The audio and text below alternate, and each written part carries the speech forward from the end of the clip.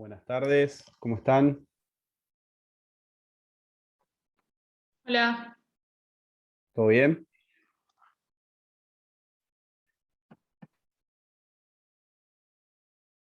¿Se me escucha y se me ve bien, chicos? sí, Esperamos perfecto. Buenísimo. Esperamos unos minutos, a ver si se van adicionando algunos alumnos más. Estamos recién en 10, 11. em, a ver si alcanzamos más o menos el número promedio de las clases. De todas maneras, le voy comentando alguna cuestión. Em, bueno, habrán notado que venimos muy bien con el cronograma, tal cual como lo veníamos previendo originalmente, y que hubo una sola modificación que fue invertir la clase de Patricia Perelló con la mía. O sea, el viernes pasado tendría que haber estado dando yo sistema policial y poder contravencional, y hoy hubiera dado Patricia, pero bueno, por cuestiones de fuerza mayor tuvimos que invertirlas, pero bueno, de todas maneras se dictó clase oportunamente y no afectan demasiado porque son temas autónomos, ¿no? Dio marxismo, Patricia, la semana pasada.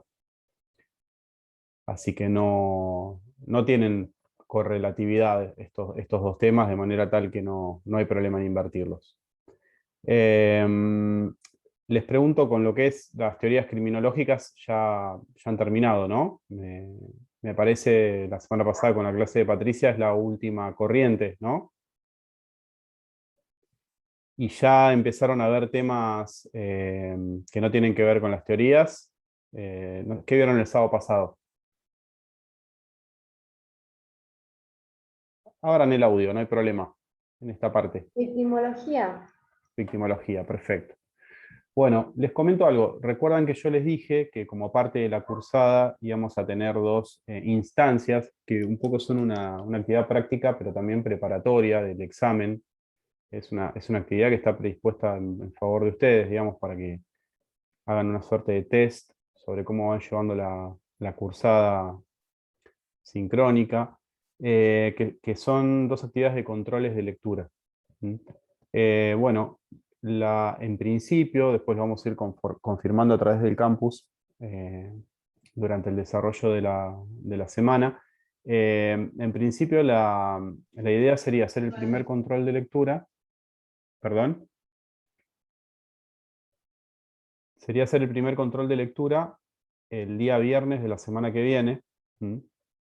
En realidad está mal lo que estoy diciendo, sería habilitar el primer control de lectura el viernes de la semana que viene, y a priori lo haríamos por espacio de una semana, para que ustedes tengan la posibilidad de hacer el ingreso en el momento que mejor les quede, más cómodo les parezca. No va a ser como veníamos manejándolo antes, que se abre y se cierra en un día, lo que imposibilitaba a veces por obligaciones laborales u otras cursadas que lo pudieran completar.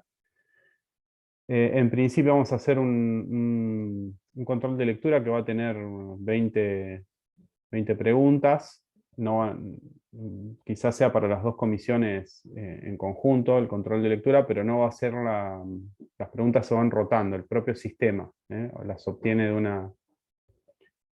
una base de preguntas, de una bolsa de preguntas, y las va rotando. O sea, cada ingreso es diferente. Cada alumno que ingresa puede tener 20 preguntas diversas, no necesariamente iguales que otro alumno.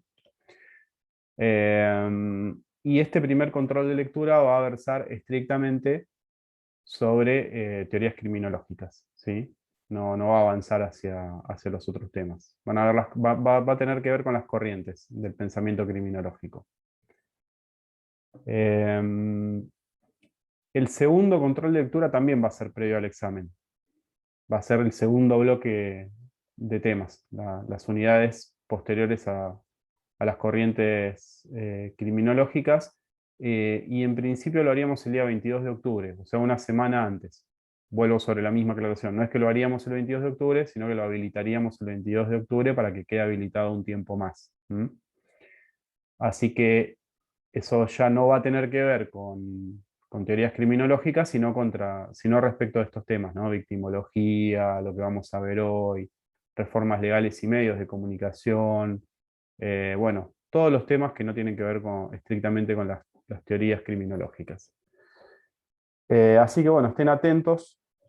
Cualquier cambio se les va a avisar si hay algún problema entre medio, pero la idea es que no lo haya y que podamos habilitarlo el viernes. ¿Mm?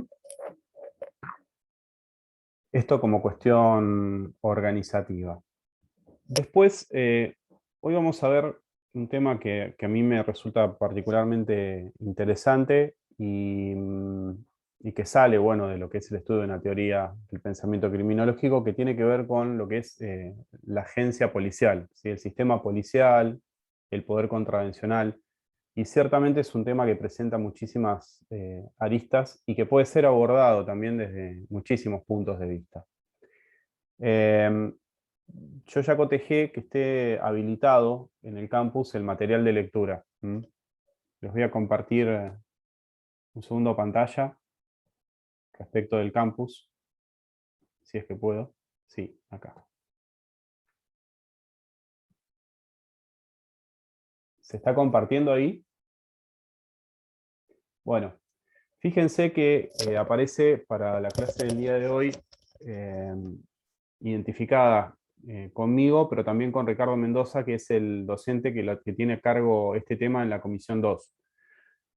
Les hago una aclaración para que no se confundan, porque evidentemente vamos siempre hacia el mismo lugar, pero no siempre seguimos exactamente el mismo recorrido con Caio para este tema. Entonces es importante que sepan que este tema en particular no tiene PowerPoint, ¿sí? Mío. No van a ese PowerPoint que está ahí abajo, que está con la denominación de aparato policial, es de Caio y es para la Comisión 2. ¿Está claro?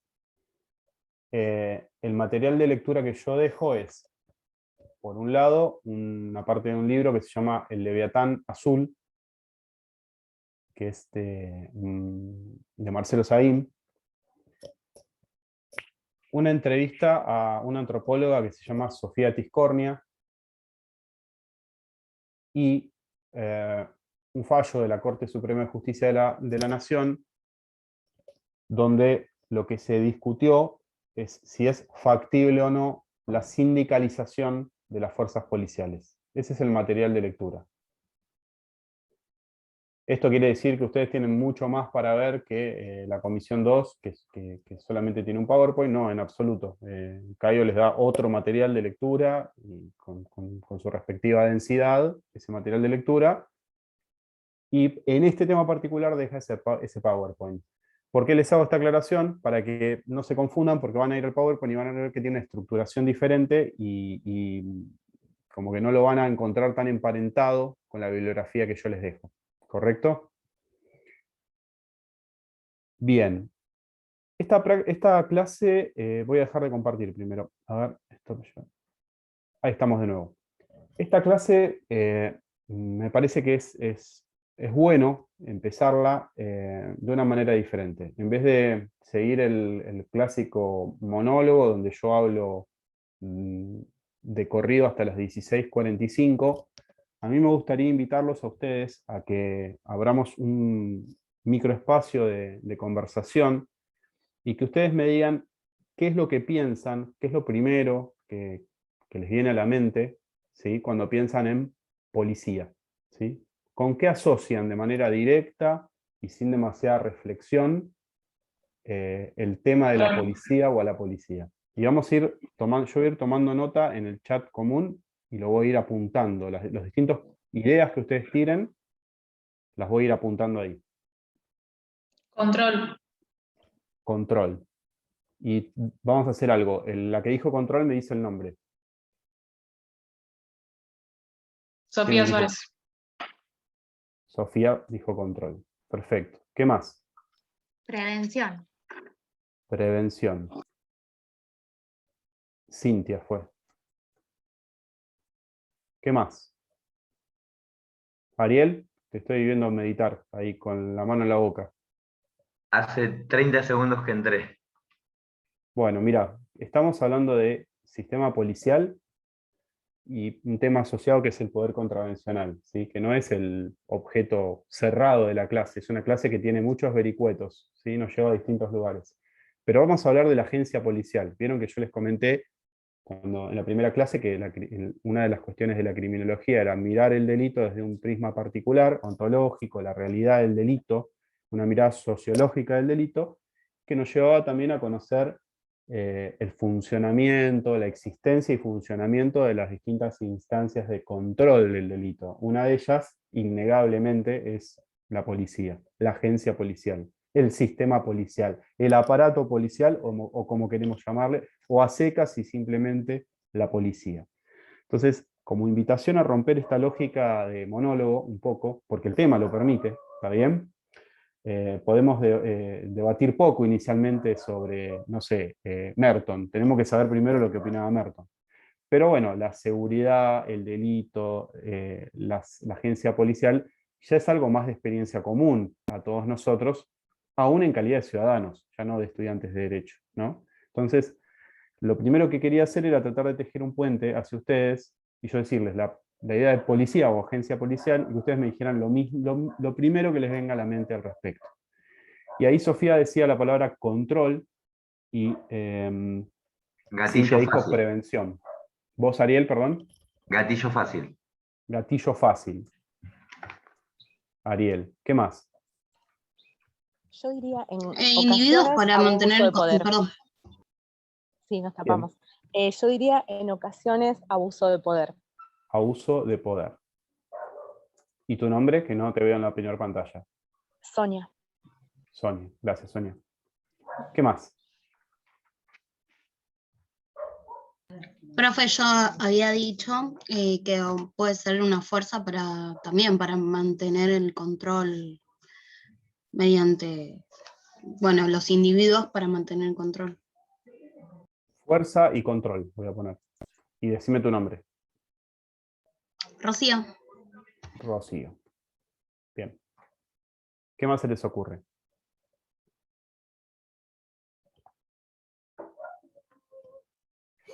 Esto la verdad es que debiera ser, sinceramente se debieran estar atropellando entre ustedes para tirar ideas, ¿no? Están muy bien todas las que tiraron hasta ahora. La idea del Corrupción. control. Corrupción. ¿Quién fue? Coerción, profesor. También. ¿Quién fue que dijo corrupción? Yo. Perdón. Sofía. Sofía de nuevo. Perfecto. Y Profe, coerción. Coerción. Sí. Mantener el orden público. Ahora, ¿esto es el ideal de policía o es lo que en realidad es? Es muy interesante eso, esa dicotomía que estableces. ¿Quién es la que está hablando? Solange. Solange. Está bárbaro esto. Ya en el comienzo de la clase, tratar de ver la cuestión entre el plano de lo formal y el plano de lo material está muy bueno. Repetime la idea primero. Digo, el ¿Qué ideal habías- sería mantener el orden público, ¿no? Orden público o mantención del orden público.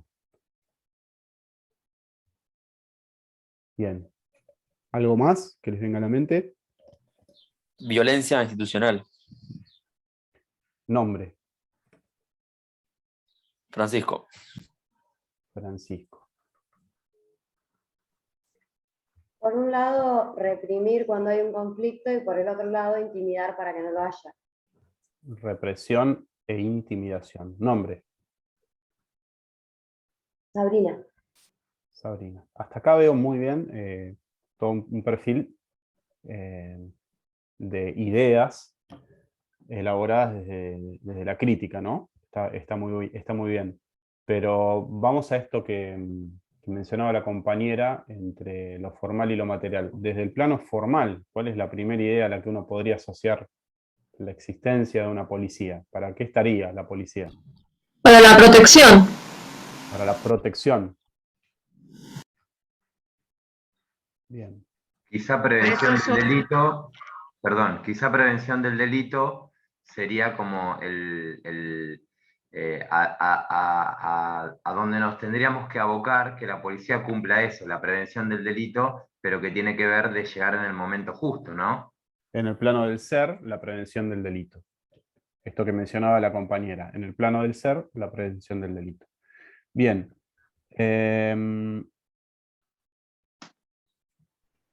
Perfecto, perfecto.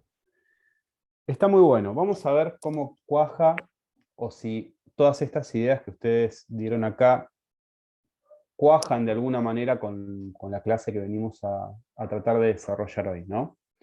Yo les mencionaba que les había dejado como bibliografía o como una de las bibliografías una parte del libro de Marcelo Saín, El Leviatán Azul, ¿no? Y el punto de vista desde el que me interesa partir es tomando una idea de este autor, de Saín, el de pensar un poco a la policía y a la democracia, o mejor dicho, a la policía y su modificación, reestructuración o reforma como una de las más importantes o más relevantes deudas, ¿sí?, de la democracia. Vieron que pareciera que la policía es como una institución o una instancia, una institución o una instancia en permanente modificación, ¿no? Entonces dice, se modificó tal cuestión vinculada a la policía, ¿no? Y eso ya se avisora como un cambio radical que va a modificar todo lo atinente a el desarrollo de X fuerza de seguridad. Esto pasa todo el tiempo, ¿no? Se van modificando los gobiernos y implementan acorde a visiones de seguridad determinadas modificaciones, algunas tienen que ver con incentivar creaciones de policías de índole más comunitarias, otras van hacia modelos de mayor centralización de los mandos, ¿sí? Otras van hacia visiones de la necesidad de hacer crecer numéricamente la calidad de funcionarios policiales. Ahí alguien habló, no sé si me estaba hablando a mí o se liberó el audio. ¿Me estaba hablando a mí? Sigo entonces. Cualquier cosita me avisan. En definitiva, este punto de partida, este disparador que tomo de Saín de evaluar a la policía o su falta de reforma como una de las deudas de la democracia, a mí me parece particularmente interesante. Porque este autor, en definitiva, lo que termina haciendo es pasar revista de los distintos problemas asociados a la institución policial, ¿sí? Ese es un punto de partida, ese es un prisma, una mirada. Decir, bueno, yo voy a avanzar sobre el conocimiento relativo a la agencia policial desde evaluar cuáles son los problemas que tiene, ¿sí? O cuáles me parecen a mí que son los problemas que tiene la institución policial, ¿no? Entonces, ahí se puede avanzar pensando que la transformación de una fuerza de seguridad importa evaluar o atender a las formas en que se vinculan, por un lado, las policías, la institución policial, y por el otro lado, las autoridades gubernamentales, ¿sí?, las dirigencias políticas. ¿Cuál es esa forma en que se vinculan una y otra? Pensar primero el problema de la policía como una deuda de la democracia, y segundo, evaluar cómo es que se vinculan las dirigencias políticas y gubernamentales con la institución policial. Este es un primer punto de partida. Y eso permite ir entendiendo que la modificación de una fuerza policial no se agota simplemente en lo que es una modificación de tipo normativa. Cambiar determinada norma, ¿sí?, ley, decreto reglamentario, disposición, que en algún sentido regule el funcionamiento de las fuerzas de seguridad o de las policías, ¿no? ¿Es pertinente? Y probablemente lo sea y haya que atender a modificaciones de índole normativa. Seguramente una reforma integral de las fuerzas de seguridad importe también una modificación de índole normativo, pero seguramente no se va a agotar en eso. Será uno de los aspectos a tener en cuenta. Un segundo aspecto que menciona este autor que yo les estoy comentando es el de una reforma de tipo organizacional, o sea, la mirada de la institución policial como organización. Y esto va a tener que ver con la modificación del conjunto de dependencias que forman parte de la institución policial, con la reestructuración de las distintas unidades de dirección, de las policías de administración, las unidades operativas, las unidades de apoyo. O sea, una reforma global y llevada en serio de la institución policial también va a importar una modificación de índole organizacional. Pero tampoco se va a agotar en eso, ¿sí? No se va a agotar en una reforma normativa y tampoco se va a agotar en una reforma organizacional, por más que la comprenda, por más que la reforma de la institución policial comprenda estos dos aspectos. También se va a asociar a una reforma integral de la policía una reforma de tipo procedimental, ¿sí? Que pasa revista sobre los procedimientos y los protocolos que desarrollan habitualmente las policías en el cumplimiento de su función y sus labores de manera cotidiana, ¿no? Y finalmente también una reforma de tipo funcional.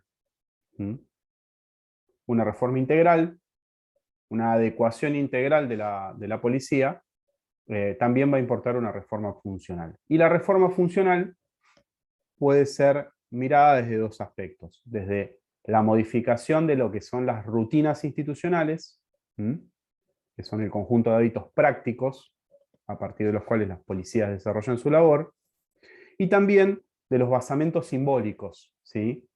Que sería, esto último ya lo que se denomina como cultura organizacional. ¿Qué serían estos basamentos? El conjunto de valores, interpretaciones que los propios miembros de una fuerza de seguridad, de una policía, tienen en relación a determinados aspectos. ¿Cuáles son esos aspectos? La propia institución policial, su propia inserción en la institución policial, el problema de la seguridad pública. Esto sería la cultura institucional.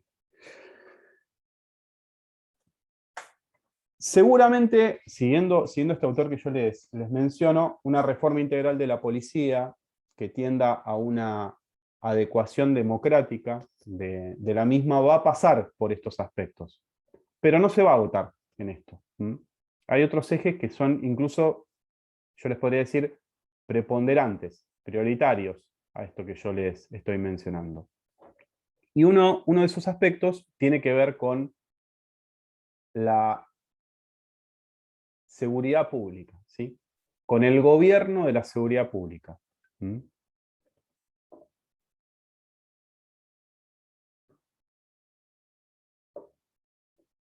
Y en estos términos, este autor, Sahin, nos enseña que una reforma de la institución policial, o un eje central, mejor dicho, de la reforma de la institución policial, tiene que llevar a construir gobierno y construir gobernabilidad donde usualmente o tradicionalmente no lo hubo.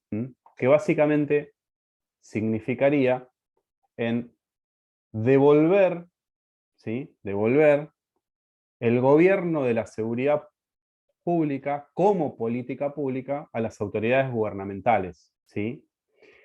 Esto bajo la idea de que la seguridad pública no es un problema exclusivamente policial y ni siquiera es predominantemente policial. ¿Se entiende esta idea?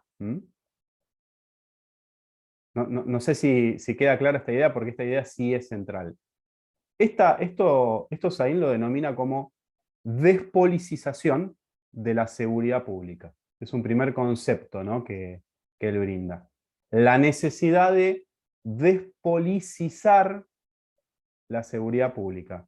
Y no se confundan con esto, porque después cuando avancemos van a ver que Sahin también habla de despolitizar la institución policial. Son conceptos que suenan parecidos, pero que tienen que ver con dos cosas totalmente diferentes, ¿no? En este sentido, discúlpame, lo de despolizar o despolitizar. Despolitizar, ¿qué tendría que ver? Con sacarle la responsabilidad a la policía de la seguridad pública, que los estamentos del Estado o el Ministerio de Seguridad o la política sean los responsables de la parte normativa o de la política de Estado de seguridad pública y que la policía cumple otra función.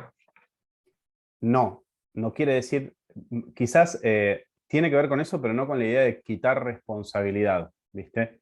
O sea, no se asocia con la idea de que la policía sea un agente externo a los problemas de la seguridad pública, sino con que la delimitación del problema y el abordaje en términos de política pública lo definan las autoridades gubernamentales, ¿sí? Sí, sí. ¿Se entiende? O sea, Sí, sí, sí. en cualquier área del Estado,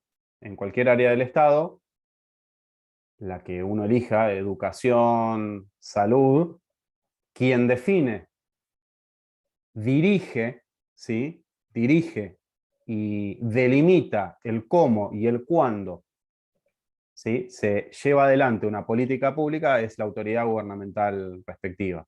¿Mm? No, claro, es no el órgano administrativo que luego ejecuta. ¿Está claro, claro sí, esto? sí. Sería como sacar esa cuestión muy ciudadana, diríamos, de cuando hablamos de que el delincuente entra por una puerta y sale por la otra, y le tiramos la responsabilidad a la policía, que en este caso obviamente no tiene nada que ver. Es decir, bueno, yo lo agarro al delincuente en el momento del hecho y después hasta ahí llegué. Ahí es separar la responsabilidad de la policía con la política de Estado de seguridad pública. Ahí estamos mezclando un montón de cuestiones, que por ahí no están, no hay ningún problema, no hay ningún problema.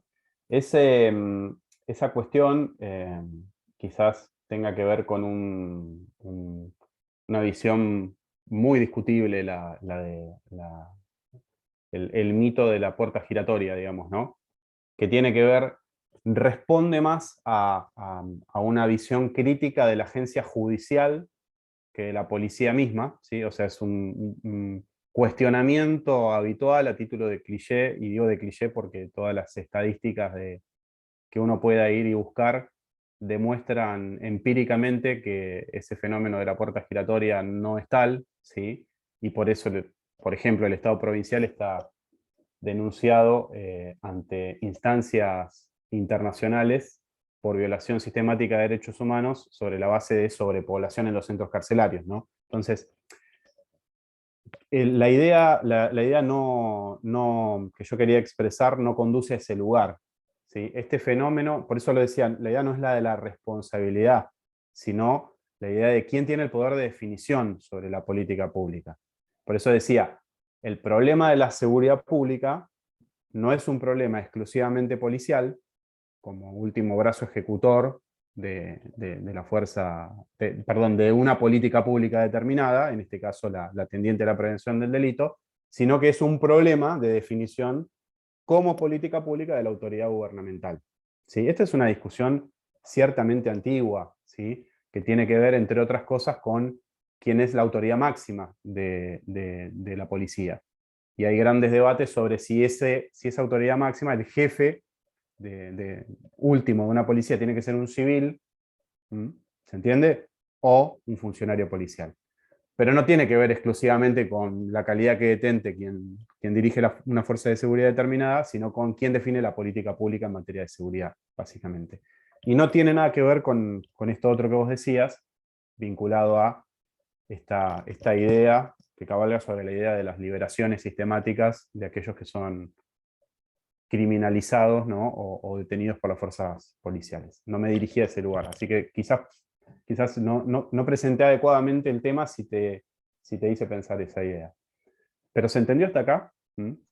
Por eso la idea de construir gobierno y gobernabilidad en materia de seguridad pública donde tradicionalmente no lo hubo, ¿sí? Devolver a la autoridad gubernamental, ¿sí? Y que sea esta, pero no en términos de desresponsabilizar a la policía. Quien define, detenta un poder de definición. Y acá lo que se discute es quién debe tener el poder de definición. La autoridad gubernamental que está a cargo de los problemas de la seguridad pública, y no la policía. No la policía.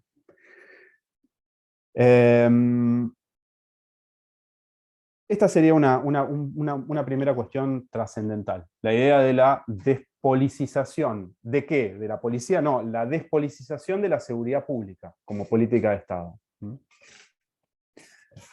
Una segunda idea tiene que ver, remite un poco a otra característica muy extendida en lo que serían las policías ya no locales, sino incluso a nivel latinoamericano, que es cierta genealogía castrense, ¿sí? O sea, las policías que nosotros conocemos, más que fuerzas civiles armadas, ¿sí? Más que fuerzas civiles armadas, se han institucionalizado, ¿sí? Al calor de, y se han terminado de definir, les diría yo, al calor de los golpes de Estado. Y esto explica que por mucho tiempo, muchas décadas, incluso la dirección y la jefatura máxima de las policías estuviera a cargo de militares, justamente, ¿sí? En particular del ejército. Esto hace que el diseño de las policías tenga un carácter militarizado, ¿sí? Que adopte, obviamente, todas las reglas que tienen que ver con la formación militar, el verticalismo, ¿sí? Bien. Esta segunda cuestión también es un punto muy relevante en el análisis de lo que sería la transformación de una policía, ¿sí? Su carácter militarizado. ¿Es correcto? ¿Es incorrecto? ¿Debe tener una formación militarizada la policía? ¿O debe tener otro tipo de característica e ir acorde a ciertos parámetros democráticos más hacia una fuerza civil armada? ¿Hacia dónde debe ir? Bueno, esto es un tema que está en permanente discusión. Bueno, Sahin propugna esta segunda visión, ¿no? El abandono de la militarización en las fuerzas de seguridad. Cintia, te escucho. En eso estoy de acuerdo, porque considero que cuanto más entrenada está una fuerza, menos necesita y terminar en gatillo fácil, o en muchas veces, lo puedo decir desde adentro porque mi papá es jubilado de la policía bonaerense. Entonces he visto el desastre absoluto, no tengo ningún problema en decirlo, de lo que es la policía. La mala formación, y no puedo creer que, bueno, yo tengo 37 años, mi papá ya era policía cuando yo nací, y seguimos igual o peor. Entonces, ¿cómo puede ser que las políticas de gobierno no hayan sido capaces de resolver la cuestión de fondo? Porque poner curitas, sacar, no sé, escuela de policía 6 meses, ya sos policía, no, eso no es, porque caemos siempre en el uso de la fuerza bruta y muchas veces terminar en asesinatos o lo que fuera. Yo creo que cuanto más entrenados están, no van ni siquiera al tiro federal a practicar, o sea, obviamente van a sacar un arma y no van a saber qué hacer, pero hay que resolver la cuestión de fondo, y cuanto más entrenamiento hay, menos se necesita llegar a la parte letal de lo que sería el uso del arma. Correcto. En mi opinión. Sí, está muy bien lo que vos decís. Está muy bien. Ahora yo iba a avanzar en algunas cuestiones que tienen que ver con aspectos. Encuadrémoslos. Estos problemas que vos decís los podemos encuadrar, si se quiere, arbitrariamente en una categoría de problemas de índole infraestructurales, ¿sí? Ahora los vamos a trabajar de manera puntual. Hasta ahora lo que venimos diciendo, para hacer un raconto y que tenga algún sentido, alguna línea conductora, la clase, venimos tratando de poner de relieve, subrayar algunos aspectos que puedan aparecer como problemáticos, ¿sí? Discutibles o deficitarios en el funcionamiento cotidiano de una policía, ¿no? Entonces, por eso decía, esta idea de primero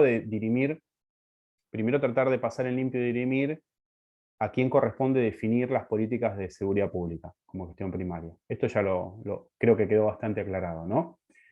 Después, y esa idea de despolicizar. Después, las distintas instancias que quizás tenga que abordar una reforma estructural de la policía. Hablamos de los temas organizativos, funcionales, ¿no? Aspectos doctrinarios de la fuerza, cuestiones más vinculadas a temas de cultura institucional o simbólicos.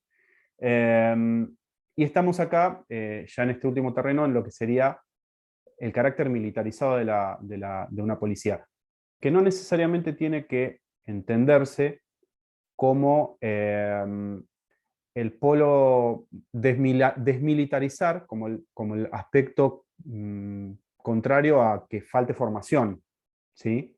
Cuidado con esto, no hay que confundir, estructurar simbólica y organizativamente una institución desde un punto de vista militarizado, que puede ser correcto o incorrecto, en sí mismo puede ser correcto o incorrecto, con que eso se emparente que si es la fuerza, si la policía es desmilitarizada, va a tener mengua formativa, ¿sí? Va a impactar de manera negativa en la formación de los agentes policiales, ¿sí? No hay que confundir esto porque no necesariamente eso es de esa forma, sino que uno puede decir, este tipo de policía es la que quiero, este diseño policial es el que quiero, y aparte lo quiero especialmente instruido, formado y capacitado, ¿sí?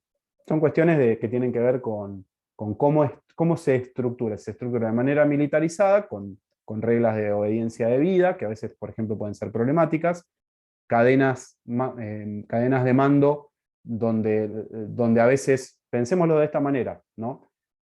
La característica más palpable, si se quiere, de una fuerza de seguridad con notaciones militarizadas sea la verticalidad, ¿no? Y pensemos estas cuestiones en términos de cadena de mandos y con una idea que mencionó uno de ustedes, con la corrupción, ¿no? ¿Sí? Pensemos en esta estructuración lineal en los funcionarios públicos, agentes del orden, que están en esa cadena de mando más abajo y que visualizan situaciones reñidas con la reglamentación, la ley y demás. Bueno, estas estructuras verticalizadas de poder son problemáticas, ¿sí? Si uno pretende, por ejemplo, en el plano de la corrupción, que es lo que mencionaba una compañera, realizar algún tipo de saneamiento, ¿no? Es un problema en sí mismo. Por eso, que no quede, nuevamente, que no quede mal expresada la idea de que desmilitarizar también es formar peor, ¿sí? No tiene nada que ver una cosa con la otra.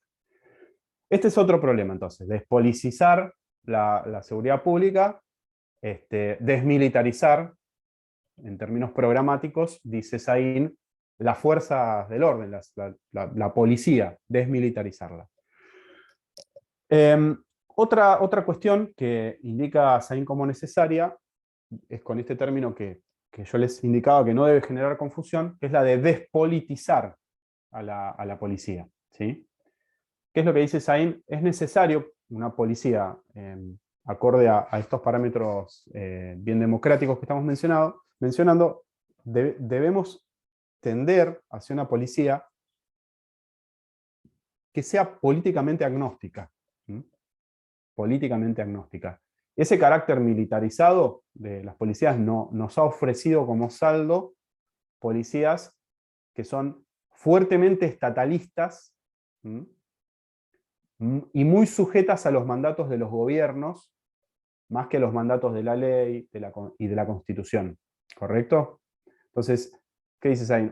Se debe tender hacia una policía que sea políticamente agnóstica, porque aparte, esas vinculaciones a veces terminan determinando o redes de cobertura o tergiversación de la función policial para finalidades diversas, a veces para dirimir contiendas electorales, generar situaciones o sensaciones de olas de criminalidad, de zonas liberadas, ¿se entiende? Entonces, esa vinculación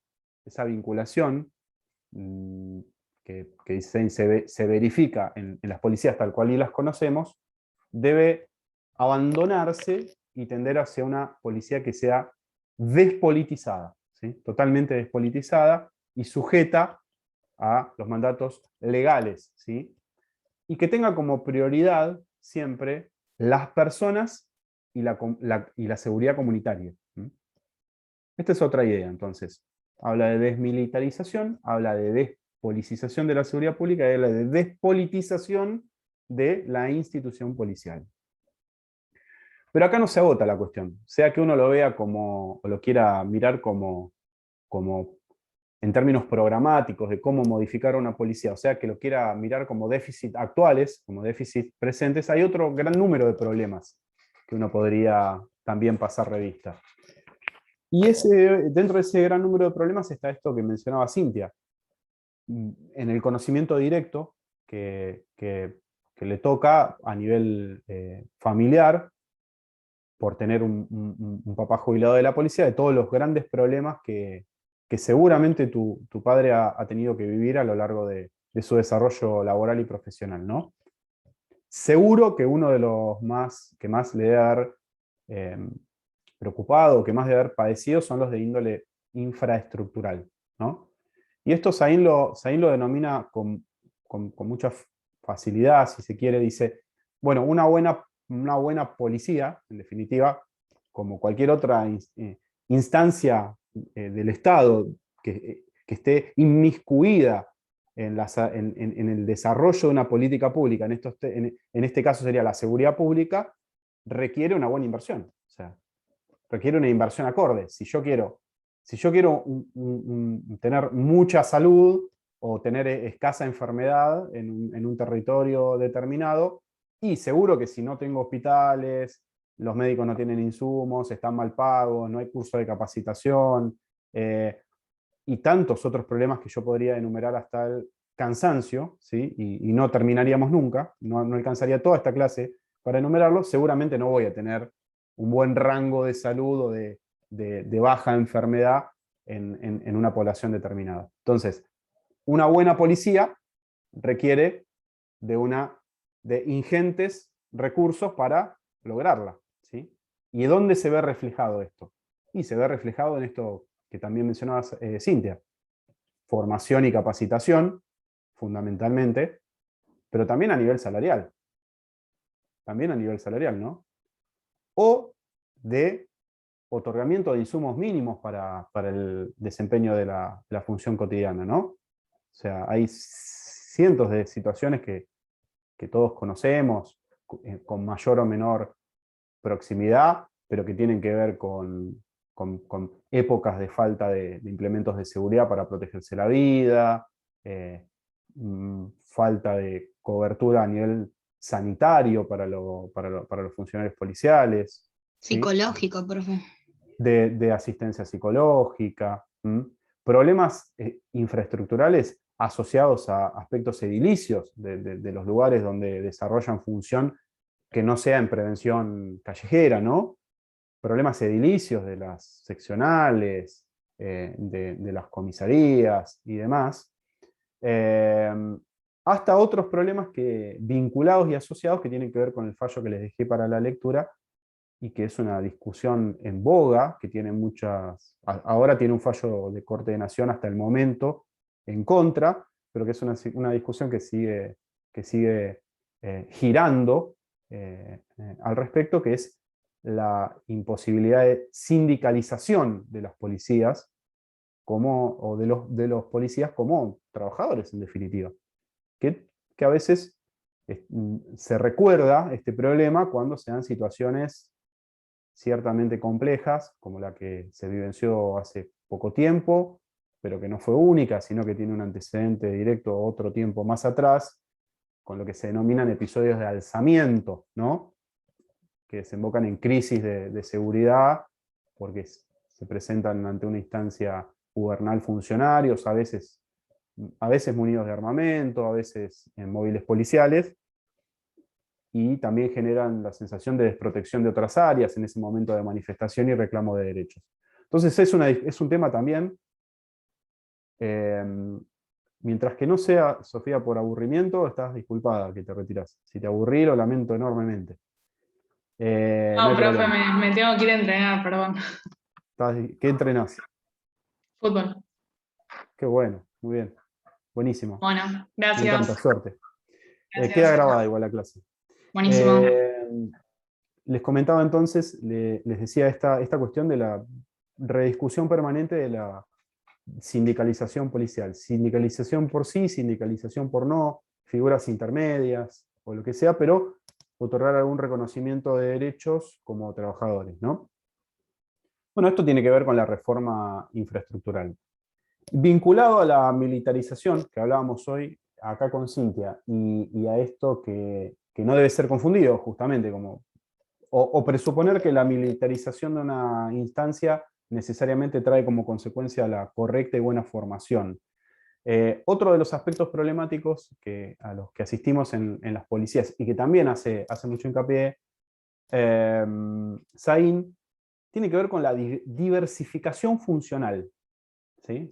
Si ustedes tienen contacto con una persona que preste servicio como policía actualmente o que lo haya prestado, quizás pueda comentarle que a lo largo del desarrollo de su carrera, la cantidad de tareas plurales que realizan las policías es ciertamente llamativa, ¿no? ¿Por qué digo esto? Porque una policía, entendida en los términos que lo propone Sain, en los términos de una fuerza civil armada, ¿sí? No una fuerza militarizada, una fuerza civil armada, debiera restringir su ámbito de incumbencia a dos aspectos nada más. A dos aspectos. Uno es la prevención delictual y la otra es lo que Sain denomina como policiamiento complejo, que es la investigación compleja, la investigación criminal. Esta sería la tarea que tiene que hacer una fuerza de seguridad concebida aún en estos términos de fuerza civil armada, ¿no? O de institución civil armada. Esa sería la incumbencia. Sin embargo, se asiste con algunos parches, porque se van nombrando a veces agentes dentro de las policías administrativos para que hagan tareas exclusivamente administrativas, pero después terminamos viendo en lo cotidiano cómo los policías van y cumplen tareas de certificación desde domiciliar, diligenciamiento de oficios y cédulas, notificaciones de personas, ¿sí? Pensemos un poco esto. Un funcionario policial notificando a una persona, diciéndole, mire, a usted lo están citando, cumpliendo función de cartero prácticamente. ¿Se entiende esto que estoy diciendo? La diversificación funcional es inimaginable. Inimaginable. De todo lo que tiene que ver con el métier diario de una fuerza policial. Bueno, esto también es un problema. Esto también es un problema. Esto que estamos tratando de dar es una mirada realista, ¿no? Porque uno puede asumir un posicionamiento. Tiene la carga, cuando habla de policía, tiene la carga inexcusable de asumir un posicionamiento crítico. Necesariamente. ¿Por qué? Y porque la realidad lo indica. La realidad lo indica. No. El funcionamiento de como también hay que asumirlo de las demás agencias del sistema penal. Es imperativo esto. Si vamos a hablar de justicia, hay que analizar la institución judicial desde una mirada crítica y de los problemas que circundan a esa agencia del sistema penal. Lo mismo la agencia legislativa y lo mismo la agencia policial. Entonces, aún asumiendo esa mirada crítica no puede tener un recorte, tiene que ser global, tiene que analizar todos los problemas. Y el de la diversificación funcional claramente es un problema. Otro problema con truncos, atisbos de solución, es el de la centralización territorial. ¿Sí? Tienen problemas de diversificación funcional, pero también de centralidad de mando las policías. Y esto también es un problema. De la misma manera que es un problema la militarización, la centralidad lo es. Miren, ya hay una corriente del pensamiento que no sé si la han visto dentro de lo que es con otro docente, conmigo no lo han visto seguro, que es el realismo de izquierda. ¿Ya vieron realismo de izquierda o lo vieron, el realismo de izquierda? ¿Vieron esa corriente? No. Bueno, el realismo de izquierda ya hace mucho tiempo mencionaba, ¿sí? Hacía especial hincapié en la cuestión policial, ¿sí? Proponía una mirada pragmática y realista desde el progresismo, claro está, ¿no? Pero una mirada pragmática y realista del problema del delito. ¿Qué quiere decir pragmática y realista? Que miraba el delito como un problema real, ¿sí? Como un problema real, que afectaba incluso a las clases trabajadoras, ¿sí? O sea, ¿qué decía esta corriente? Que las clases trabajadoras eran víctimas multidireccionales del delito, ¿sí? Porque sufrían los delitos violentos y también los delitos de las clases poderosas. Entonces es un problema en sí mismo y real y que debía tener algún tipo de abordaje. Y hacía mucho hincapié en el control de la actividad policial. ¿Sí? En el control de la actividad policial. ¿Por qué? Para garantizar que la actividad policial estuviera enderezada a la evitación del delito y a la satisfacción de los intereses de la comunidad. Y a ninguna otra cosa. Y a ninguna otra cuestión. ¿Sí? De hecho, proponía lo que es el esquema geométrico clásico del delito, ¿sí? que supone la existencia de un triángulo donde en un vértice está la persona ofendida, en otro vértice está el ofensor, y en otro vértice está el Estado como tercero imparcial que interviene para dirimir un conflicto. Esta corriente realista ofrecía una representación geométrica del delito a través de un cuadrado, o sea, incorporaba un vértice más, donde en ese vértice no estuviera el Estado, sino la comunidad.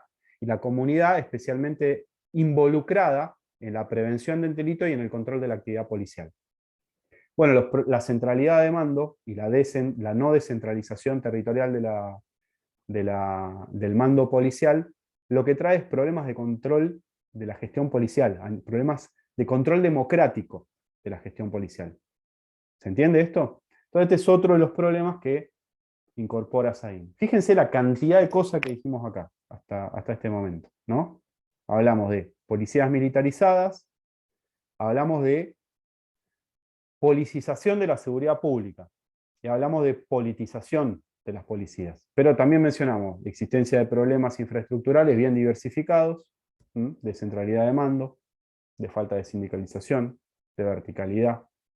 Bueno, esto un poco como marco teórico previo a lo que vamos a seguir dando. La cuestión no se agota acá, decido yo agotarla acá porque si no, no avanzamos más. Y ahí ustedes mencionaban un montón de cuestiones. Mencionaban, algunas ya las referimos, ¿no? Hablamos de esta idea de la prevención delictual y el policiamiento complejo como objetivos excluyentes de lo que es una policía. Y esto entronca obviamente con la prevención del delito. Pero ya en el origen de la clase una compañera decía, bueno, ¿en el plano formal o en el material? Lo que debe ser una policía o lo que es la policía. ¿La función que cumple o la que debe cumplir? Y todo eso entrelazado con ideas de control poblacional, control social, intimidación. Y esto nos permite meternos en esa segunda faceta que tiene que ver con la violencia institucional, que también ustedes mencionaron, ¿no? Con la actividad concreta de característica ilegal o afectatoria de derechos humanos y de garantías individuales que muchas veces llevan a cabo las policías, ¿no? Y la verdad que la paleta de colores en términos de afectaciones de derechos y de garantías de las personas es verdaderamente amplia, ¿no? Pero supone desde situaciones como las que mencionaba Ariel, de gatillo fácil, lo que en la terminología un poco más académica se traduce en las denominadas ejecuciones sumarias, o ejecuciones sin juicio de personas, hasta modalidades de intervención más sutiles, que incluso cuentan con determinados aspectos propicios desde el plano normativo, para que sucedan, digo, ¿sí? Desde el plano normativo o desde la intervención que le corresponde a otras agencias del sistema penal, como puede ser la justicia. Hay algunos espacios que las propias normas, por su vaguedad, ambigüedad, por la forma en que están redactados, dejan un campo importante a la arbitrariedad y al abuso, y a su vez hay una mirada condescendiente para esas situaciones desde la agencia judicial. Digo, modalidades más graves, gatillo fácil, ejecución sumaria a premios ilegales, y modalidades más sutiles que incluso en su exterioridad puedan aparecer revestidas de una intervención penal legal. ¿Se entiende esto? No sé si soy claro con lo que digo. Obviamente que las situaciones de gatillo fácil también tratan de justificarse aún siendo claramente ilegales y modalidades extremas de violencia institucional, siempre desde el discurso institucional se tratan de justificar en el marco de o cumplimiento del deber, o situaciones de defensa propia o de terceros, ¿no? Se tratan de buscar un marco de defensa o de legitimidad, por llamarlo de alguna manera, en estas cuestiones de cumplimiento del deber o la defensa propia de terceros. Pero hay otras intervenciones que ya a veces ni generan preocupación. Y acá me refiero a algunos institutos puntuales, como puede ser el primero, el DAI, o sea, la detención por averiguación de identidad, ¿no?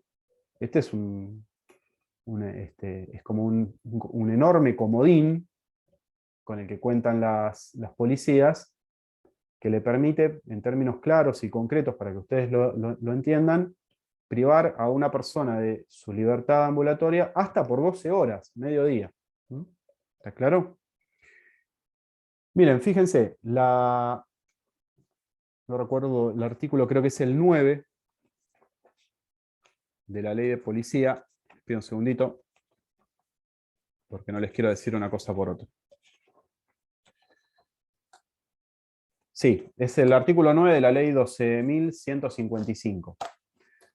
Habilita a las policías a detener a las personas en 3 casos, básicamente. El primero es,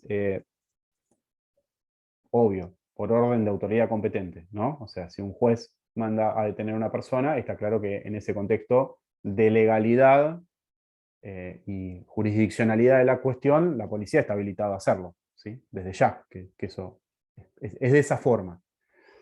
El segundo supuesto es cuando se trata de alguno de los casos que está expresamente previstos en la ley penal o contravencional, ¿sí? Situaciones que ya están receptadas y enmarcadas en la ley, en los cuales la policía, si ve determinada situación, puede limitar la libertad de las personas, ¿no? Pensemos en una situación de comisión de delito en flagrancia, cuasi flagrancia o flagrancia presunta. Va de suyo que hay una norma en el Código de Procedimiento Penal de la provincia de Buenos Aires, pero también la hay en los restantes códigos de las restantes provincias, que habilita en esa situación taxativa de emergencia a intervenir sobre la libertad de una persona. Pero después viene un dispositivo en este artículo 9, o el tercer conjunto de casos, que es el problemático. Entonces yo decía, ya desde el plano normativo existen generaciones de espacios predispuestos para la arbitrariedad, la discrecionalidad o la situación de abuso o apremio policial. El tercer caso que regula este artículo 9, está vigente, es ley provincial vigente, fíjense cómo está estructurado. Dice, cuando sea necesario conocer la identidad de una persona, en circunstancias que razonablemente lo justifiquen, y la persona se niega a identificarse o no tiene la documentación que lo acredita. Este tercer inciso es lo que se denomina detención por averiguación de identidad. Y debe ser el instituto, en la práctica, en los hechos, más tergiversado en su utilización que existe. Y el que más espacio a la arbitrariedad y al abuso genera. Primero, pensar la cuestión desde la era de la globalización informática, ¿no? Pensémoslo desde la necesidad real de un Estado provincial, nacional, de verdaderamente privar de libertad, o de manera inexcusable tener que privar a una persona de su libertad durante un espacio de 12 horas o de hasta 12 horas al solo efecto de conocer su identidad, ¿no?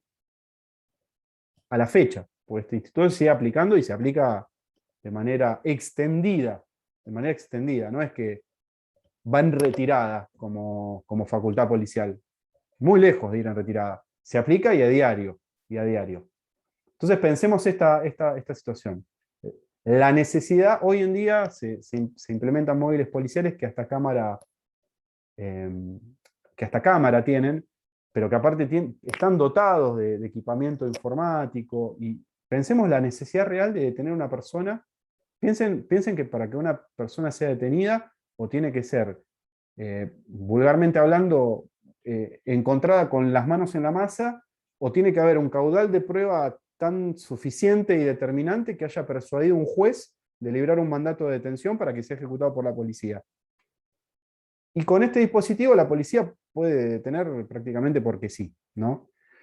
Por fuera de los problemas de identidad, que ciertamente son los menos, porque es un instituto que decía, sufre de una tergiversación en la práctica muy grosera, porque se detiene por averiguación de identidad personas que hasta tienen la documentación personal consigo.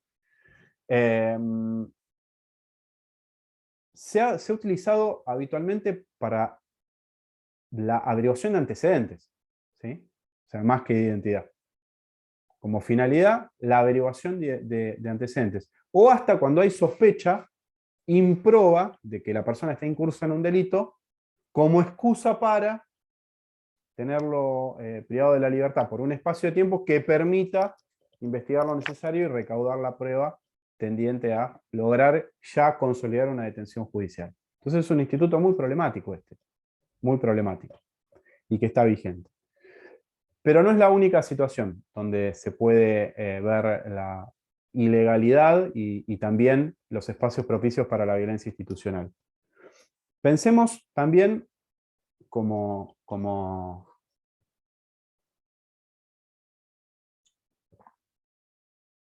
también ocurre hasta nuestros días, en lo que es el poder contravencional. Ustedes saben lo que son las contravenciones, tienen más o menos conocimiento. ¿Qué es una contravención? Definido así, como les viene a la mente. ¿Qué es una contravención? ¿Como una falta municipal? ¿Alguna otra idea?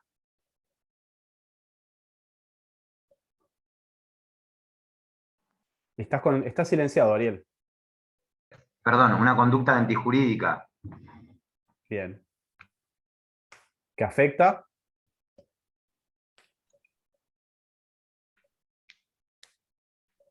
Y las normas de la sociedad. Es un tanto amplio eso. A ver, alguien con un poco más de... Un bien jurídico.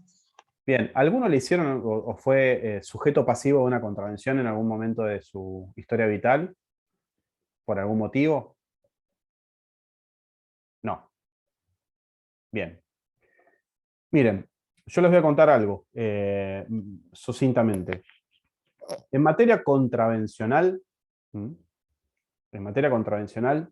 antiguamente la policía tenía todo el conjunto de las facultades que hoy se ven diversificadas en la instancia penal. ¿Qué quiere decir esto? Tenía facultad legislativa. Ustedes van a decir, está loco lo que está diciendo. No. Tenía facultad legislativa, a través de la redacción de los denominados edictos policiales. ¿Sí? La primera fuente normativa que tienen las contravenciones son los edictos policiales.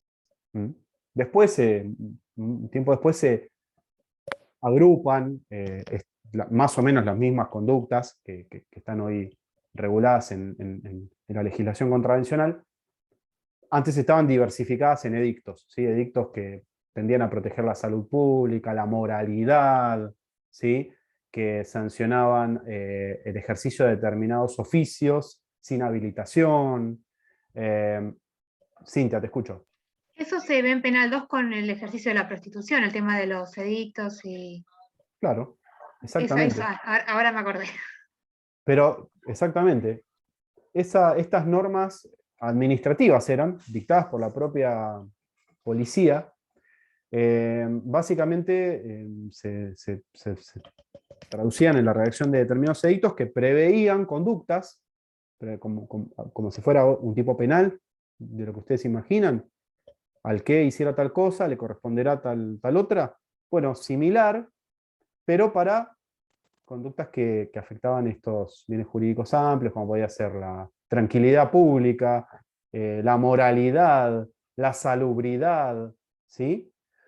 Y conductas por el estilo. Bueno, la policía tenía la facultad legislativa, por llamarlo así, de redactar edictos policiales, que a su vez, después, visualizados en la realidad cotidiana, los llevaba a la aplicación y que se traducía en la criminalización del individuo en concreto y la aplicación de sanciones, que podían ser de índole pecuniaria o incluso de arresto, de privación de libertad. O sea, no por llamarle arresto deja de ser una detención, ¿no? Entonces, fíjense el enorme poder que en materia contravencional detentaban antiguamente las policías. Bueno, la primera ruptura, esto que suena arqueológico, no lo es tanto, ¿eh? No lo es tanto, y es una cuestión que en la bibliografía que yo les he dejado lo van a poder palpar bastante de cerca, y ahí yo les voy a dejar otro artículo para que lo lean si así les gusta, y si quieren como complementario, no como obligatorio, de Sofía Tiscornia, que trae más o menos una breve descripción de qué pasaba allá por los años 60 en Argentina y el 50. Pero la primera ruptura que tiene este poder, llamémosle, este poder contravencional de las policías, es la eliminación de los edictos contravencionales de menores, ¿sí? El primer colectivo de personas que es extraído de esa fuerza que detentaba, o ese poder que detentaba la policía, son los menores de edad, ¿no? ¿Cuándo pasa esto? En 1924, cuando se sanciona la Ley de Patronato de la Infancia, ¿no? Ahí ya se termina legislativamente los edictos policiales para los menores de edad, y la materia contravencional pasa a ser de intervención exclusiva de los jueces de menores, que en realidad eran los jueces con competencia criminal y correccional de los distintos territorios nacionales, ¿no? y provinciales. Esa es la primera materia excluida. Pensemos en el status quo actual, ¿no? ¿Cuál es nuestra legislación hoy en día en materia contravencional en el ámbito de la provincia de Buenos Aires? ¿Alguien sabe esto o tiene idea de esto? Bueno, miren, es un decreto ley del último golpe militar, ¿sí? Del año 73, del gobierno de Lanusse. Ese es el marco reglamentario punitivo, ¿no? En materia contravencional en el territorio de la provincia de Buenos Aires. Y cuidado, porque uno puede decir, no, pero las contravenciones, en realidad lo importante es el derecho penal, porque en el derecho penal, y lo importante es la detención de la persona y la averiguación de... Guarda, porque estos dispositivos, la averiguación de identidad, el poder contravencional, son de alguna forma soslayados, ignorados, relativizados, y son instancias donde se libera poder punitivo de manera significativa, pero aparte generan estos espacios, estos mundos abiertos a la discrecionalidad y al abuso policial, ¿no?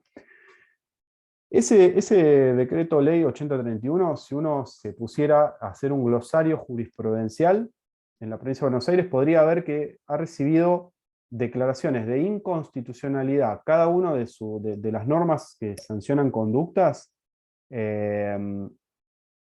a raudales. O sea, es inmensa la cantidad de resoluciones jurisdiccionales a lo largo de toda la provincia de Buenos Aires que declaran inconstitucional los dispositivos legales del decreto ley 8031. O porque no afectan a nadie las conductas, o sea, no significan una afectación a terceros, o porque los bienes jurídicos son un invento, o porque en realidad lo que sancionan es estereotipos, ¿sí? Y conductas sin ningún tipo de trascendencia a terceros o impacto social real. Sin embargo, sigue vigente, ¿no? Sin embargo, sigue Profesor, vigente. Sí. lo que me llama, estaba leyendo el artículo 7 y me llamaba la atención el ánimo de recaudación que en realidad tiene, porque habla de el artículo 7 dice, en todos los casos se procurará, antes de convertir la multa en arresto, que el infractor satisfaga la primera, pudiendo autorizarse su pago en cuotas mensuales y consecutivas, con arreglo a la condición económica del condenado. O sea, con un ánimo de recaudación. Sí, igual eso es una regla que también está en el Código Penal, casi idéntica en el Código Penal, cuando para una de las especies de pena, que es la de multa, ¿no? También el Código Penal también prevé un mecanismo de conversión de la multa. Ustedes ya vieron todos penal, pero no me quiero meter en temas jurídicos, pues estamos en otra materia, y si no, me traiciono a mí mismo la primera clase cuando decía que íbamos a ver el delito de otra manera, y termino volviendo siempre al derecho penal, ¿no? Uno vuelve a la casa siempre, al derecho penal, pero no es la idea. Brevemente respecto a esto, el Código Penal también tiene digo tres porque la reclusión está derogada, tácitamente derogada, prisión, reclusión y multa, y para la pena de multa también prevé un sistema de conversión en días de arresto y una pauta de evitación del arresto. Depende cómo lo quieras mirar eso, en realidad. Si lo querés mirar con malos ojos, vas a decir esto que vos decís, fin recaudatorio. Si querés ser un poco más complaciente, podés decir, bueno, no, en realidad lo que pretende es evitar la prisonización de los individuos, ¿no? Entonces, permite una mirada bifronte, por lo menos eso. Pero lo que sí, si después véanlo, el artículo 42, el 78, son conductas, desde el punto de vista de la legalidad, son terribles porque son amplísimas, casi que cualquier cosa puede alguien maliciosamente interpretar que se ve enmarcado en la conducta que prevé el tipo contravencional. Niveles de afectación niveles de afectación a principios constitucionales, como el principio de reserva y bueno, el de legalidad que mencionaba, y aparte fundamentalmente falta de trascendencia a terceros de todas esas conductas. Entonces uno se pregunta, si tantos jueces han declarado inconstitucional casi todas las normas que prevé la normativa vigente, ¿por qué no se derogó? O al menos, ¿por qué no se reemplazó? Bueno, porque esto, al igual que la detención por agregación de identidad, cumple un cometido de control poblacional, ¿no? De control disciplinante y ejemplarizante, primero. Porque para cuando el juez dijo que el 42 del 8031 es inconstitucional, la persona por la contravención ya pasó. ¿Se entiende esto? O sea, ya fue cooptada en la vía pública, trasladada hasta una seccional policial, estuvo ahí determinado tiempo, hasta que alguien ordenó su libertad. Pero el proceso de judicialización y de criminalización ya lo padeció, ¿sí? Y la situación que motivó la intervención penal sobre pretexto de la contravención y que fue el origen del tema ya sucedió. O sea, ya la finalidad de control, si se quiere, poblacional ya se encuentra satisfecha. Entonces, hay que ver esto también, esto que digo, la mirada que proponía una alumna hacia el principio de la clase me quedó demasiado arriba en el chat y ahora no me acuerdo el nombre de quien lo dijo. Pero usted que lo pregunta desde el punto de vista formal, ¿qué quiere que le digamos a la policía? ¿Desde el punto de vista formal o desde el punto de vista material? Bueno, esto es, para todas estas situaciones, una mirada más desde el punto de vista material, ¿sí? Del poder contravencional y también de la detención por averiguación de identidad. No se agota la cuestión acá, podemos también hablar perdonen, un segundito.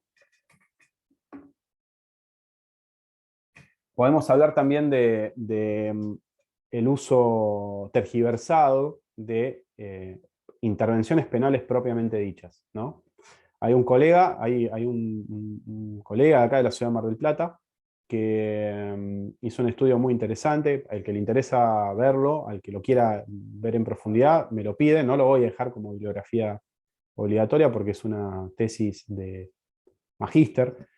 O sea, es la tesis que presentó en el contexto de una maestría, y lo que tiene de interesante es analizar desde el punto de vista del control disciplinante y el control poblacional de la utilización de la figura de la resistencia a la autoridad.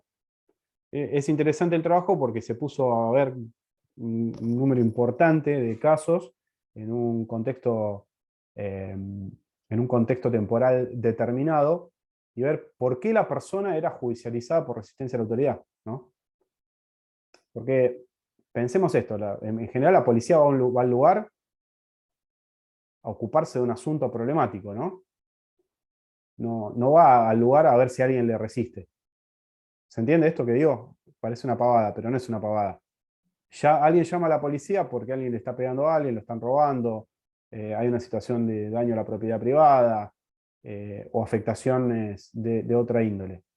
En general, la resistencia a la autoridad no se da como delito autónomo, ¿sí? Donde un individuo anda buscando policías para resistírsele.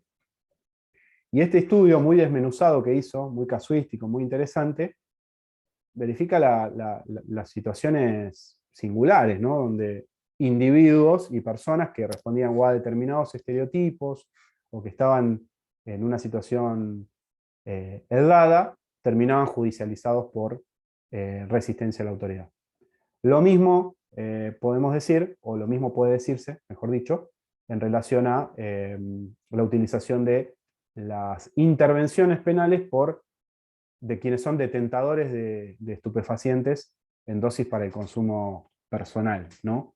O sea, esto que pareciera abandonado en la faceta práctica a partir de la vigencia del popularmente conocido como fallo Arriola de la Corte Suprema de Justicia de la Nación, también esta figura penal, la de la tenencia para consumo personal, es una herramienta utilizada desde las fuerzas de seguridad y desde las policías para intervenir sobre las personas, realizar requisas, y inicialmente criminalizar, aunque después la conducta sea considerada en términos penales inocua, ¿no? No termine eso en un procedimiento judicial con condena. Pero también como mecanismo de intervención en la vía pública para el control poblacional, es una herramienta que no solo se usa, sino que aparece como bastante propicia. ¿Cómo estamos hasta acá? Para ver si me aguantan unos minutos más. A ver, primero voy a fijar cuántos quedan. 16. Un fracaso esto. Éramos 1000 cuando empezamos. ¿Qué pasó?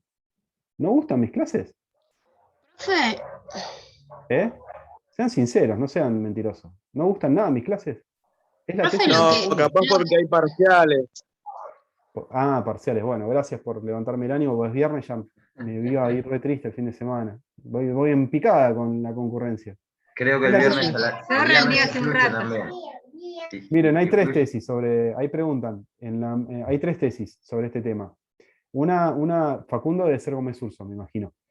Hizo una tesis al respecto, Facundo Gómez Urso. También hay una tesis contemporánea a la de Facundo, que es de otro docente de la casa, que es Juan Tapia. Y la que yo me refiero no es de la de Facundo, y la de Juan Tapia es de DAI, es de detención por averiguación de identidad. El objeto de estudio es ese. Yo no me estoy refiriendo a eso, yo me estoy refiriendo en este momento a la utilización de la figura del artículo 239 del Código Penal, de la resistencia a la autoridad. Solange, ¿me seguís lo que te digo?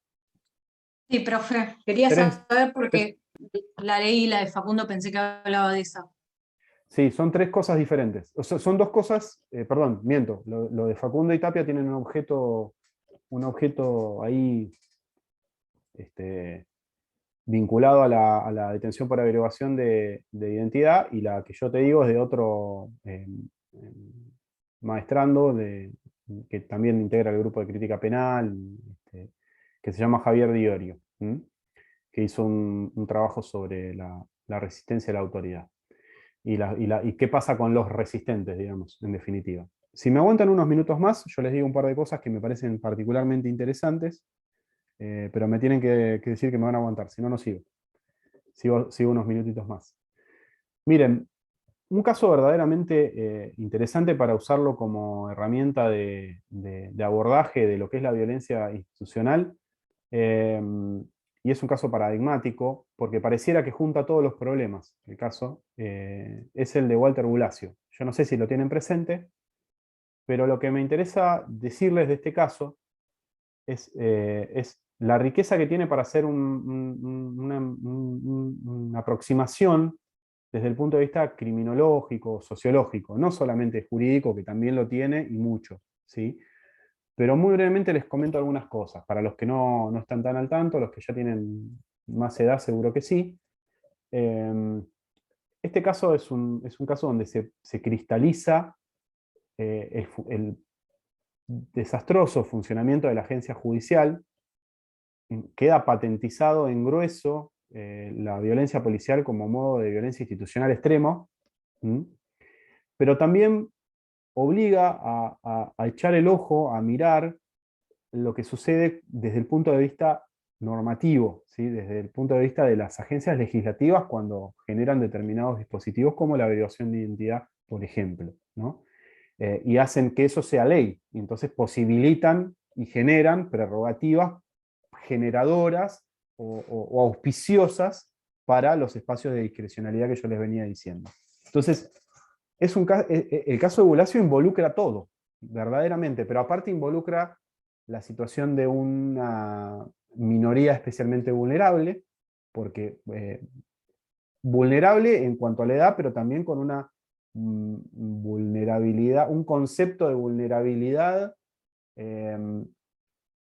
cultural y normativamente construido, ¿sí?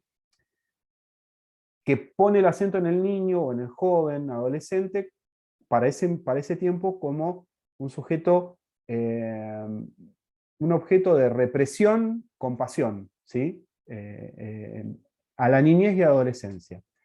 En muy pocas palabras, algunos aspectos que yo quiero comentarles del caso, que termina en la muerte de este chico, de este adolescente, que había asistido allá en el mes de abril del año 91 a un recital de rock del grupo Los Redonditos de Ricota, Patricio Rey y sus Redonditos de Ricota.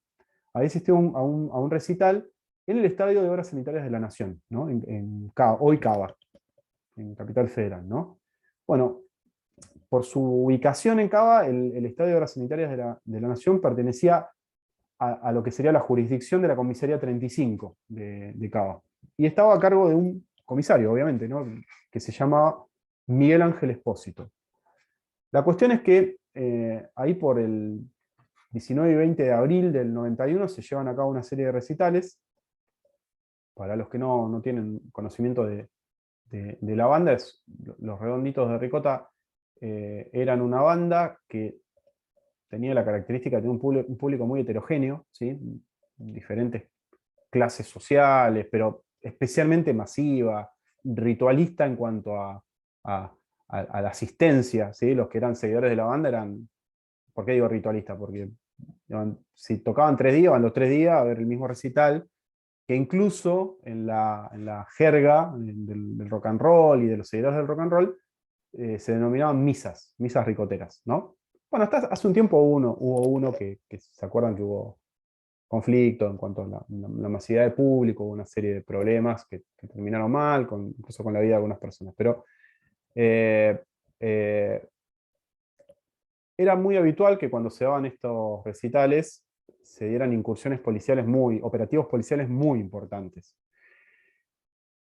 Y estos operativos policiales se llaman racias, ¿sí? Racias. En el artículo que yo les voy a dejar de Tiscornia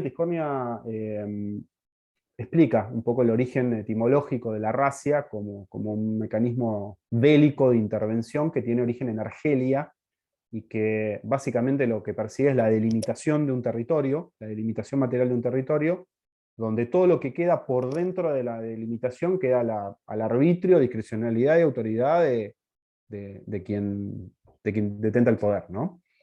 En ese momento. Bueno, las racias tendían a esto, básicamente. Se hacía un cercamiento del lugar y todo lo que era considerado molesto, raro, distorsivo, se metía en un camión, que por aquel tiempo se le denominaba camiones celulares, y directamente a la seccional policial.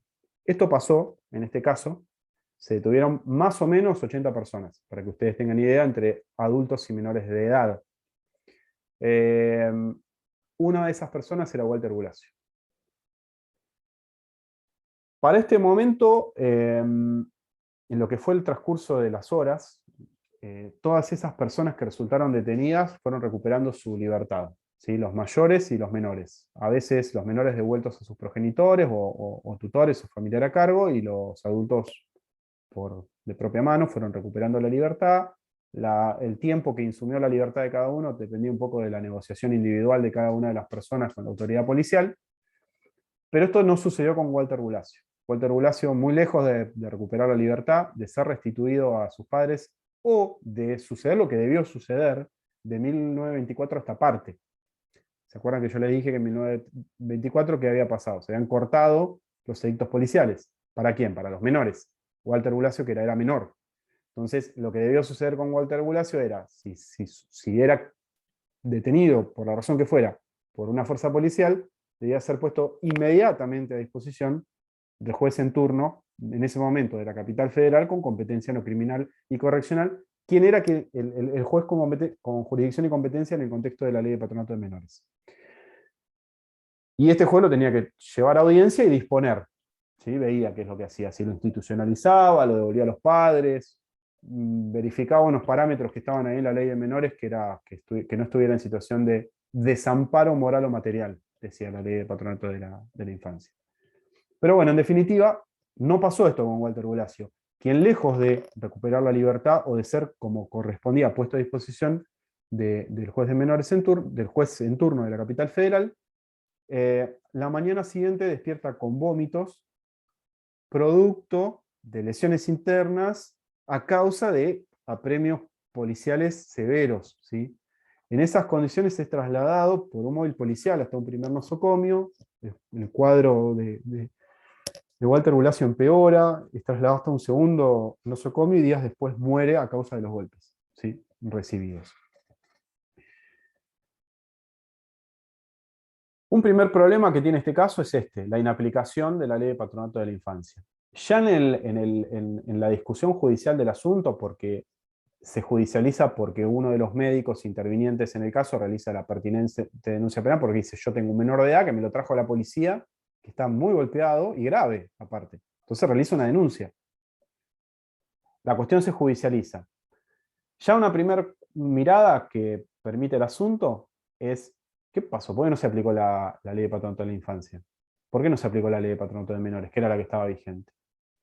Y ahí hay una primera argumentación en sede judicial, que es la que da la institución policial, que tiene que ver con la existencia de algo que se denominaba como Memorándum Secreto número 40, que tiene la verdad toda una historia subterránea sobre una norma de baja jerarquía que como una suerte de edicto o directriz de aplicación, que había redactado la policía hipotéticamente a recomendación en los años 60 de dos jueces en turno, que lo que querían evitar era la judicialización de los menores y que se los trasladaran a sede judicial porque les daba mucho trabajo, molestia o demasiada burocracia. Entonces le dejaban al ámbito de la policía la decisión sobre devolverlo a los progenitores.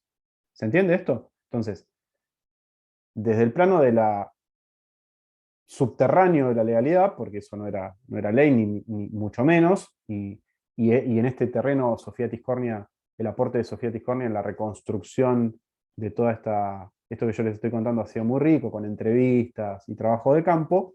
Hipotéticamente lo que pasó es eso, dos jueces de la capital federal le habrían dicho al director de seguridad de la Policía Federal, mire, no me traigan más menores, porque nosotros no estamos para esto, no tenemos tiempo, lo que fuera. Devuélvalo a los padres. Si lo detiene por una contravención, se lo devuelve a los padres, deja un asiento en el registro y listo. La traducción policial que tuvo eso fue el Memorándum Secreto número 40. Esto este caso da una primera mirada, que es la de la existencia de esta, llamémosle dispositivo, ¿sí? Llamémosle dispositivo, que no es norma, porque no está dictado por ninguna autoridad legitimada para hacerlo, pero que excepcionaba sí una ley nacional. Fíjense, en la práctica lo que pasaba, que se aplicaba eso y no la ley nacional. La cuestión se judicializa, interviene un juzgado de menores, un juzgado de adultos, y ahí empieza la segunda etapa vergonzosa del caso, que es puertas adentro de la instancia judicial. Declaraciones de incompetencia, negativas, tomar la causa vos, tomar la causa no la quiero, te la devuelvo, cámaras de apelaciones interviniendo, incidencias de nulidad, incidencias de incompetencia. Pasa el tiempo, la situación no avanza y en la República Argentina termina con un instituto que ustedes ya conocen bastante bien, que es con la extinción de la acción por prescripción. ¿Sí? Se extingue la acción penal. por estos gravísimos acontecimientos de violencia institucional y policial, o de violencia institucional bajo su forma de violencia policial, que terminaron en la muerte de un pibe, de un adolescente, ¿sí? Esta gravedad tiene la cuestión. Entonces, la violencia la ejercita la policía en una primera instancia, por lo que se pudo reconstruir, de connivencia judicial, porque evitaba la intervención que la ley decía que la ley decía que tenía que tener la justicia, con una norma de baja jerarquía, aplicando una norma de baja jerarquía que daba en realidad pautas de funcionamiento de un sistema medio subterráneo y paralelo a la legalidad, ¿sí? Y la respuesta que tiene la instancia judicial argentina es la prescripción de la acción, la extinción de la acción por prescripción. Bueno, para culminar, porque ya estamos sobre la hora de cierre, les robo 2 minutos más, nada más. El caso, una vez prescripta la acción penal, es llevado, la CORREPI, la Coordinadora contra la Represión Policial e Institucional, pone sus abogados, para ese momento era una organización intermedia en incipiente formación, pero le pone a disposición los abogados a la familia de Walter Bulacio y llevan el caso ante la Comisión Interamericana de Derechos Humanos, y la Comisión Interamericana de Derechos Humanos endosa y demanda el Estado argentino ante la Corte Interamericana de Derechos Humanos por su responsabilidad en la violación de todo un plexo de derechos de Walter Bulacio, entre los que obviamente se encontraba su vida e integridad física, ¿no? Pero no se agotaba ahí. Bueno, el caso se sustancia ahí, es muy interesante el desarrollo que tiene, porque la familia ofrece una serie de peritos, entre los cuales está Tiscornia, y el Estado argentino empieza litigándolo el caso, y después, con un cambio gubernamental mediante, se allana a la denuncia, a la demanda internacional se allana, y acepta, ¿sí?, su responsabilidad en esos hechos, lo cual, bueno, la Corte Interamericana lo toma, condena al Estado argentino, ¿sí?, y le impone toda una serie de obligaciones que tienen que ver, como ustedes saben, con aspectos resarcitorios, porque la Corte Interamericana no dicta, los litigantes son el Estado y la parte, y no personas individualmente que puedan ser consideradas imputadas, ¿sí? No dicta condenas, sino que declara la responsabilidad de un Estado en la violación de derechos humanos consagrados en un pacto. Entonces impone desde ya un aspecto resarcitorio hacia la familia de Walter Bulacio, una indemnización, y le impone al Estado argentino una serie de obligaciones que tenían que ver con la adecuación normativa. Fíjense que hoy hablábamos, ¿no?, cuando empezamos la clase, vieron que todo tiene que ver con todo. Hablamos de las adecuaciones normativas, y justamente de dispositivos que ¿qué hacen? Dejan en manos de fuerzas de seguridad ámbitos de abuso y discrecionalidad, o de discrecionalidad para el abuso, mejor dicho. La corrección de las prácticas, por fuera de lo que dice la norma, volviendo a lo que dijo la alumna, que no recuerdo desgraciadamente el nombre, de ¿qué le hablo, profesor? ¿De la formalidad o de la materialidad de las cosas? La formalidad puede ser la norma, cambien la norma, readecúenla en cuanto es cartabón para estas cosas, pero céntrense en que se cambien las prácticas también, ¿sí? Las prácticas, los hábitos prácticos. Y le impone eso, y también le impone 2 cosas más. La garantía de no repetición. Fíjense, pongamos a pensar si esto con anterioridad al año 91 volvió a pasar o no, para ver si la garantía de no repetición de casos de similar factura se cumplimentó o no por parte del Estado argentino.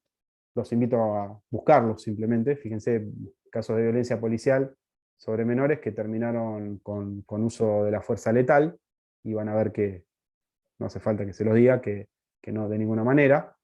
Y lo último que les quería comentar es, desde el punto de vista del fallo de la Corte Interamericana, tiene que ver con la garantía de no impunidad del caso en concreto. Problemón jurídico, puertas adentro, porque yo les había comentado que qué había pasado, se había prescrito la acción penal, ¿no? Bueno, eso trajo una última consecuencia, que es que la cuestión vuelva a llegue a la Corte, Suprema de la Nación, quien se aboca al tratamiento de la cuestión en vista de lo resuelto por la Corte Interamericana, que le decía, Estado argentino, garantía de no impunidad del caso en concreto, ya no de que no se repita, garantía de no impunidad del caso en concreto.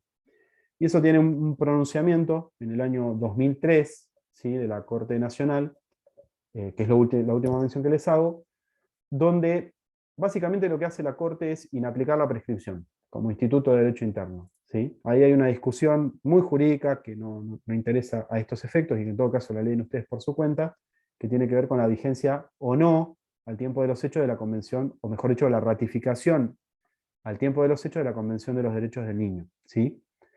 Pero lo interesante que dice la Corte, desde el prisma de los derechos humanos, es que hay determinados valores, ¿sí?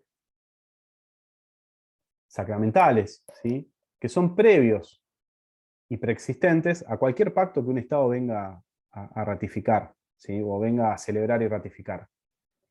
¿Qué es lo que se denomina normas de ius cogens, ¿sí? O de derecho de gentes, del que habla nuestra Constitución? No es necesario, en determinadas circunstancias, no es necesario que un Estado haya ratificado un pacto para que claramente adscriba a la protección de determinados derechos personalísimos e inalienables, ¿correcto? Entonces dice, desde esas normas de ius cogens no pueden ser soslayadas o inaplicadas o pretexto de un artículo limitante que está en un código penal. La discusión jurídica que podemos dar es enorme porque, bueno, es inagotable, necesitamos 3 clases más para discutir solamente la discusión jurídica relativa a este fallo, ¿sí? Y va a dar opiniones plurales, todas válidas, totalmente válidas, y muy fundamentales todas las posiciones, ¿correcto? Muy fundamentales todas las posiciones, pero no es lo que nos importa acá en criminología, sino que el caso, naturalmente, por esta decisión de la Corte, se reabre y termina igualmente mal, porque muchísimo tiempo después, hasta hace poco tiempo, todavía no se había resarcido a los familiares, pero no se analizó la instancia jurisdiccional de lo que sucedió con esas causas, en definitiva, y qué ocurrió con los magistrados que lo llevaron adelante. O sea, no hubo procedimientos de jury respecto de quienes llevaron el trámite procesal de esas actuaciones adelante, con lo cual no tuvo consecuencias sancionatorias en la instancia judicial. Indemnizatorias, si están pagas, fueron tardías o muy tardías, y el caso en definitiva llegó muy, muy tarde y lejos a juicio. El único imputado fue el comisario, y se lo responsabilizó por un delito menor, que era incumplimiento de los deberes del funcionario público, y se le impuso una pena no efectiva, de privación de libertad no efectiva, o sea, una pena en suspenso. Así termina, de alguna manera, este caso que tiene todo lo que vimos acá, básicamente entrelaza dispositivos legales problemáticos, entrelaza colectivos de personas vulnerables, ¿sí? Entrelaza connivencia desde la agencia judicial, entrelaza violencia institucional bajo la forma de violencia policial, así que es verdaderamente muy pertinente su invocación en el contexto de esta clase de sistema policial y contravencional. Yo con esto cierro, apuro no tengo, así que les pregunto, me preguntan lo que quieran o reflexionan sobre lo que quieran. Nos tomamos 2-3 minutos en el pre-fin de semana, así que podemos darnos esa, si no tienen que rendir o estudiar algo urgente, quedamos para un intercambio. Ahora el audio el que quiera, y si no nos saludamos y nos vemos el viernes que viene. Profe, yo quería agregar que, bueno, obviamente como lo dijo en el relato, que ya pasaron 30 años del caso Bulacio y que obviamente el Estado argentino no cumplió con poner fin a las detenciones arbitrarias de las fuerzas policiales, que en abril del año pasado tuvimos el caso del chiquito Facundo Astudillo de Bahía Blanca, en una situación similar. De hecho fue el 30 de abril y Bulacio murió el 26 de abril, y que leí una nota de Verdú, la abogada de la familia Bulacio, y que ella habla de que más de la mitad de las personas muertas en comisarías no estaban acusadas por ningún delito, sino demoradas por averiguación de antecedentes. Mirá qué pertinente lo que acabas de decir, ¿no? O sea, con esta última intervención que haces vos, tiene la utilidad de poner en un contexto muy preciso todo lo que con otros niveles de abstracción yo vengo diciendo hasta ahora. Mirá qué pertinente y qué capacidad de síntesis que tuviste con esta intervención, porque lo pone en la materialidad de las cosas, en el terreno de lo palpable, ¿no? Esto que acabas de decir vos. Y enlazado con eso te agrego, esas 80 personas, 80, 79, más o menos, ese número de personas detenidos en el contexto del caso Bulacio, entre los cuales estaba Walter, ninguno terminó judicializado. O sea, algunos pocos con alguna acción contravencional por ingesta de alcohol, vagabundeo o alguna conducta así bastante estereotipada, pero imputación delictual, ninguna. Y desde ya para Walter Bulacio, tantísimo menos, ¿no? No pesó sobre él acusación desde el Estado de ninguna especie. ¿Alguien más que quiera decir algo más, hacer un aporte, conversar, discutir, pelearme, lo que quieran? No hay problema. Doc, otro caso emblemático es el caso de Fernando Carrera, el que hizo la película de Ratio Horror Show. Tal cual. La vi cuando salió la peli y el caso es del tema de la policía bonaerense, ¿no? Bueno, lo que vivió ese hombre es tremendo. Si quieren abundar en casos, están buenos los informes, están disponibles online, aparte de manera obviamente gratuita, porque la recolección de datos es para eso, los informes sobre violencia institucional están muy bien esquematizados incluso, pero los informes sobre violencia institucional y particularmente policial de la Comisión Provincial por la Memoria. Los buscan en la web y son descargables incluso. Ahí van a tener información estadística, pero también menciones a casos específicos. Profe, muy buena clase y mi aporte es en que cada clase de criminología nos toca un punto diferente, un estado totalmente ausente, y no puedo creer que se peleen por cada pelotudez, perdón la palabra, pero todas las cosas que quedan en la memoria y no hay justicia. Te agradezco bueno, primero que la clase verdaderamente les deje algo, es el cometido. O sea, lo venimos a hacer esto con mucho compromiso, con mucha dedicación. A cada clase le precede la preparación, ¿no? Tratar de brindar, más allá de que haya una instancia de debate, tratar de brindar un marco teórico, acudir a bibliografía, ¿sí? que deje algo, pero aparte que deje sustancia, ¿no? Sobre problemas reales, que es un poco el cometido de la materia en sí misma. Bueno, les mando un saludo muy grande, los espero el viernes que viene, y el viernes que viene vamos a abordar otra cuestión, otra instancia del sistema penal, que es la legislativa. Vamos a ver reformas legales, pero también vamos a ver algo de medios de comunicación. Un saludo muy grande, chicos, que anden bien. Buen fin de semana. Hasta luego.